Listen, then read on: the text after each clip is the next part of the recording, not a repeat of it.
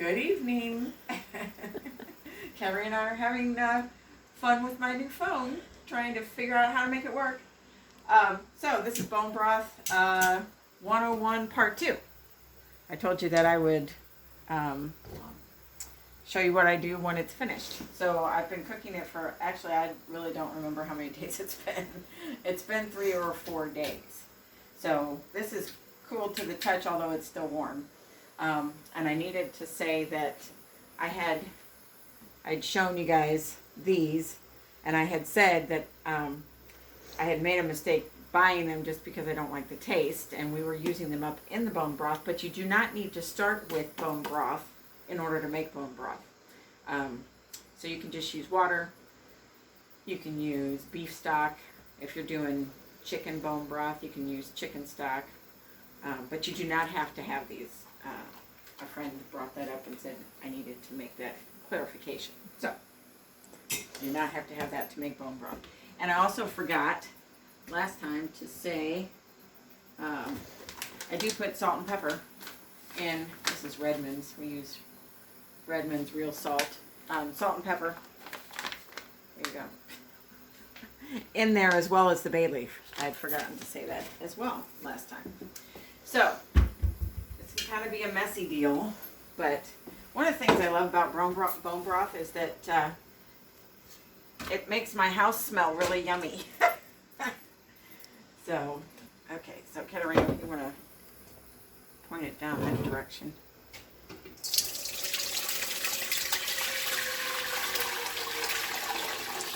So I do this in sections of, because I'll strain that stuff off.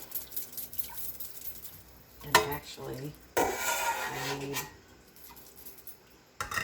make a little bit of a mess here, but I need a bowl for my stuff.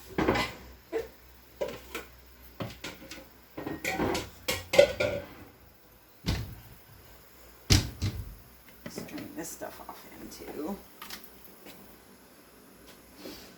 And then, there's my jars. I'm not exactly sure how many jars I'll fill, but I got 3 of these half-gallon, I guess, jugs. Probably are.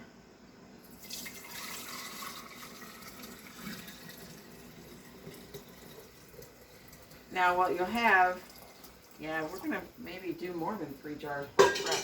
Okay.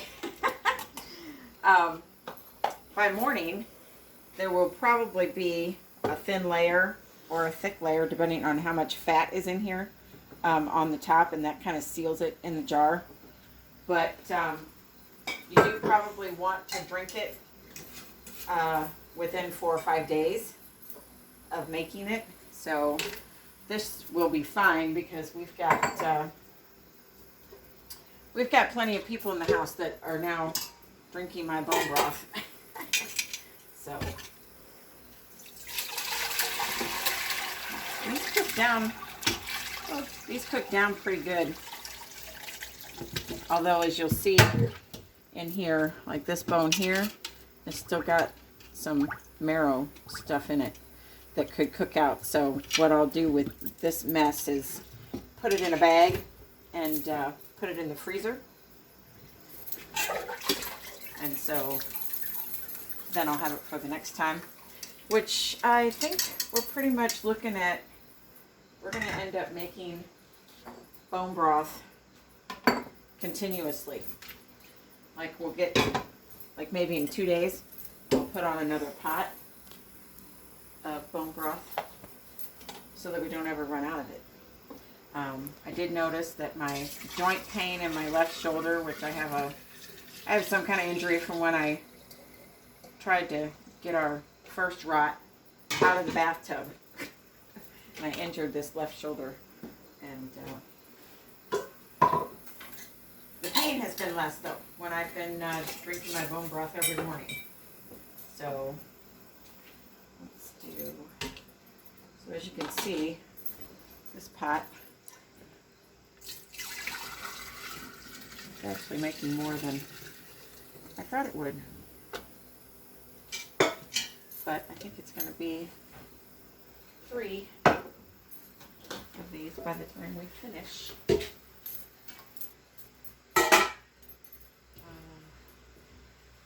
But I do feed some of this stuff to the dogs. I won't do the bones yet, but once the bones have been cooked for days, they're really soft. They're not brittle anymore.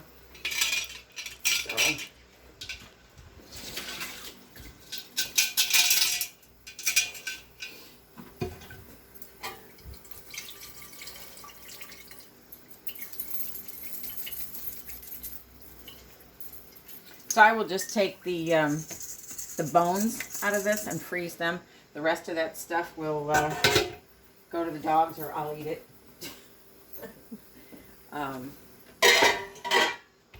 So I will have a YouTube video coming up on my 2 months being carnivore.